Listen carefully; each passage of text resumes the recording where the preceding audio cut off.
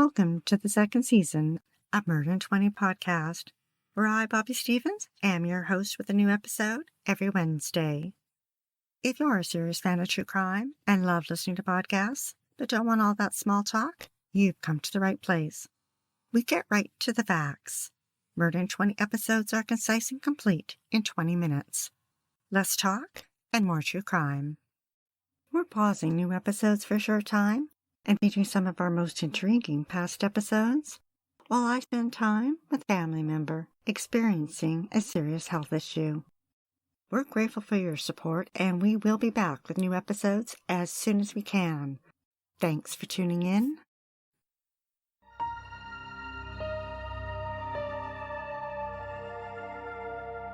The internet opened up a whole new world to many. A world in which you can visit other countries and meet new people and socialize virtually. You can create a profile of who you are or who you wish to be. And what's the harm? In an online world, no one knows who you really are or where you live until you tell them. 24 years ago in 1998, gaming websites became popular. They offered free access to games, then expanded to offer perks to their subscribers, including exclusive members-only chat rooms and even private chat rooms. West Virginia is rugged territory with country roads, rivers, and train tracks winding through the heart of the Appalachian Mountains. It's no surprise it's known as the Mountain State. In 2005, Mary Sheeler in West Virginia was a 50-year-old mother and wife who had become bored. Residing in a small ordinary house, she was short, frumpy, and overweight with short dark brown hair. Perhaps it was because her teenage daughter was now busy with her own life that she was feeling bored and lonely. Or perhaps she envied her daughter, who was beautiful, tall, and smart, and had been named Miss Oakleaf in 2002. Looking for some excitement, Mary logged on to a gaming website with her screen name Tall Hot Blond and began exploring. She created a profile but didn't use her real birthday nor a photo of herself. Rather, she posted a photo of her teenage daughter and pretended she was 18 and looking to meet men. 6 hours away in the state of New York, in the small rural town of Clarence, 46-year-old Thomas Montgomery was bored too. Married with 2 teenage daughters, he'd worked the last 12 years at a mundane job in a tool factory. Fox News reported that he was also the president of his daughter's swim team and involved in his local church. Thomas spent hours on the family computer looking for something that his everyday life wasn't providing. He surfed websites and eventually landed in a chat room on a gaming site using the screen name Marine Sniper. He filled out his profile, including his actual age. One day, Tall Hot Blond and Marine Sniper met in a teen chat room. Thomas would later say that he entered the teen's domain by accident, but instead of leaving, he stayed. A decision that would change the course of many lives and be his biggest regret. Tall Hot Blond instant messaged Marine Sniper. When he learned that her profile stated that she was 18, he presented himself as an 18-year-old Marine who just returned from Iraq. What could be the harm? It wasn't like they were ever going to meet. But Mary noticed his age in his profile and asked him about it. He was quick on his feet and told her he was using his dad's profile and that his name was Tommy. ABC News reported that Mary told Thomas she was a softball player and a senior in school and sent him photos of her daughter that she'd taken off her website and told him her real name was Jessie. Then she asked to see a photo of him. Thomas scrambled. He couldn't send her a photo of a balding middle-aged man with a pudgy face and glasses, so he dug out a 30-year-old photo of himself back when he was in the military. Although he spent 6 years in the Marine Corps, he never saw any action. But online, he could pretend to be a much more exciting version of his younger self. The photo he sent Mary was him in uniform, with a stern look and pursed lips, his head shaved, with the dark brim of his cap perfectly horizontal above his dark eyes. At first, Mary and Thomas flirted like teenagers. Then over the months, it evolved to virtual self-fulfillment. Thomas flipped between his two identities with Mary. Sometimes he played the role of the father. Other times, he was a son.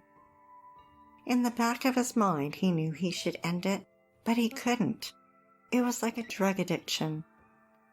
Not only did he look forward to spending time with Jessie every day online, he desperately needed it.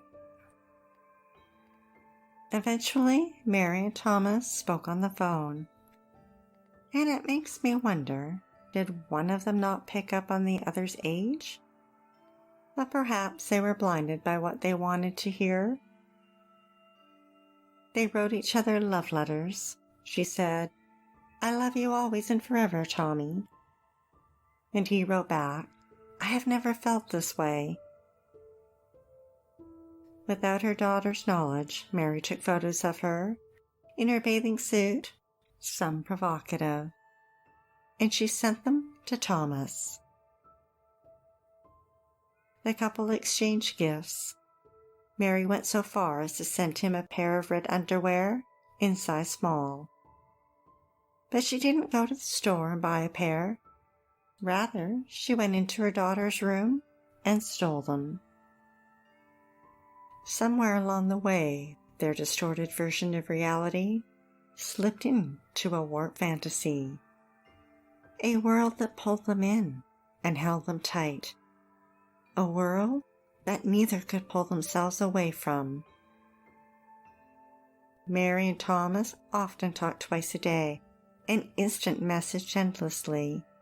They stay up all night communicating with each other. One night, Thomas's wife Cindy asked him to join her, but he couldn't pull himself away from the computer screen, away from Mary. Christmas in 2005 was approaching, and Mary and Thomas's families were getting ready for the holidays. But Thomas had something special in mind.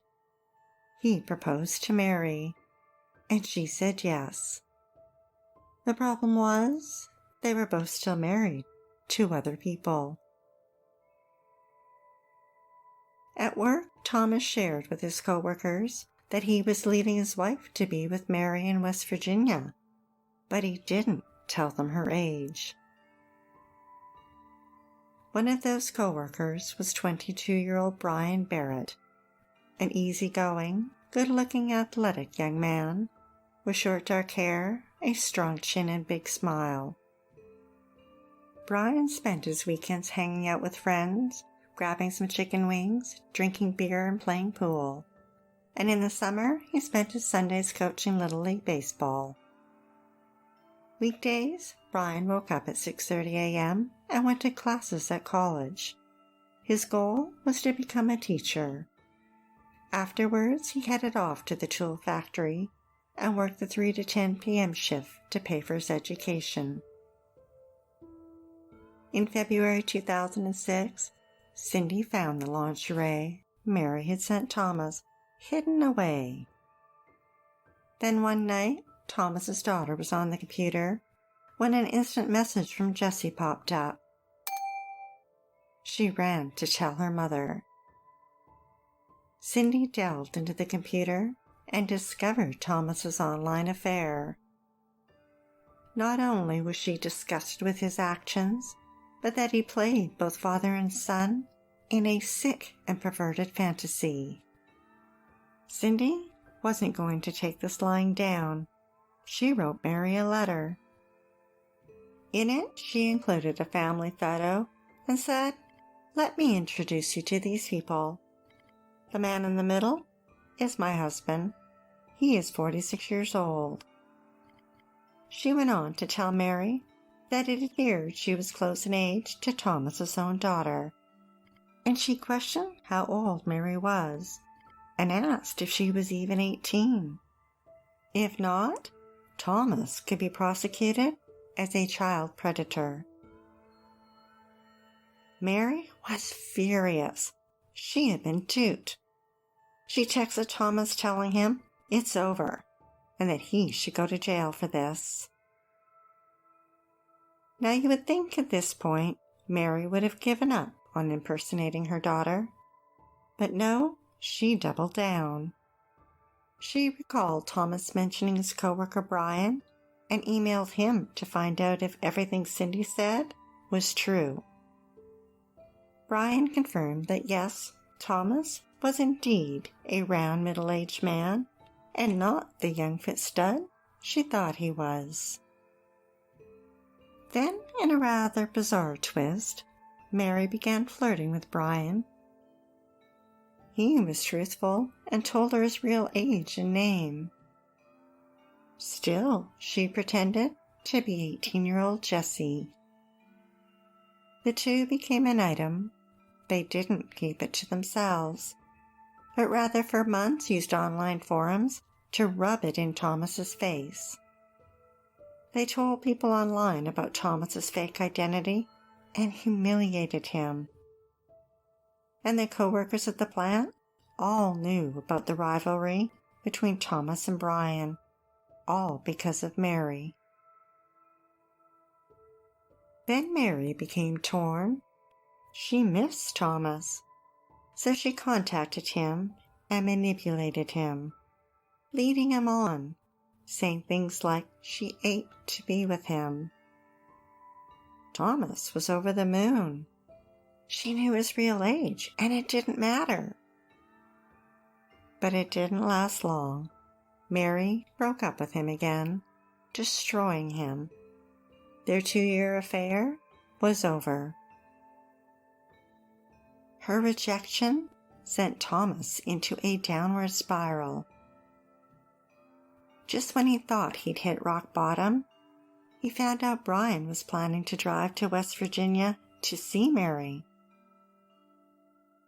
Brian did drive to West Virginia, but when he contacted Mary to say that he was nearby, she texted him and turned him away. Thomas felt the ultimate betrayal and couldn't let go. Why had she come back, only to tease him and play with his emotions? So he fought back with words. For months, the three of them exchanged angry messages back and forth. His messages were obscene and vile. He called her a whore and told her she could say goodbye forever to he and Tommy. September 15th was a Friday morning. Brian woke up as usual at 6:30 a.m. His parents and younger brother headed out camping, and he left for school. At 3 p.m., he started his shift at the factory. Thomas's obsession had climaxed to the point of revenge. Rage and jealousy consumed him. He grabbed his .30 caliber rifle out of his gun cabinet. That night, under darkness, he waited in the parking lot at the factory. At 10:15 p.m., Brian walked out, strode over to his pickup truck, and got in. Thomas pulled the trigger. A shot rang out, then another, and another. A bullet hit Brian in the neck. His body slumped forward. Brian was dead at 22. Brian's parents arrived home Sunday morning. As soon as they walked through the door, they realized something was wrong. The cats hadn't been fed, and Brian was nowhere to be found. An hour later, they heard a knock on the door. Daniel opened it to see the sheriff. He knew it could only be bad news and asked if Brian was okay. At the factory, investigators quickly learned of the online affair and love triangle between Mary, Thomas, and Brian. Police tried to locate Thomas, and when they couldn't, were concerned he'd headed to Mary's. They tracked her address down in West Virginia and knocked on her door. They got a shock when instead of seeing a young hot blonde named Jessie, frumpy middle-aged Mary stood before them. Under questioning, she admitted to everything. Using Brian's phone and computer records, investigators learned all the explicit details. 10 weeks after the murder, Thomas was arrested and charged with second-degree murder. CNN reported that in jail, Thomas was handed a picture of Mary and told that that was the real Jessie, the one he knew as Tall Hot Blond. Thomas turned white as a sheet. He had just learned that he'd thrown his life away for a virtual affair that could never be real. Prosecutors in Buffalo wanted to hold Mary accountable. She had danced between the lines and came very close to going over it, but she didn't break any laws at the time and could not be charged. Although she didn't serve time and pay for her part in Brian's death, she lost her family. Her husband divorced her, and her daughter moved out. Thomas lost his family too. His wife divorced him, and his daughters disowned him. In August 2007, Thomas appeared in court to plead guilty to manslaughter. When the judge asked him if he had intended to kill Brian, he answered no. Then his lawyer nudged him, and he quickly changed it to yes. The prosecutor asked for a 25-year term, but the judge sentenced him to 20 years. Buffalo News reported that Brian's parents agreed to the plea deal, as it meant he would serve more prison time than having gone to trial and was convicted of second-degree murder. In his jail cell, Thomas attempted to take his life, but was unsuccessful. He is prisoner number 07B3808. He will be eligible for parole in 2024 when he will be 65.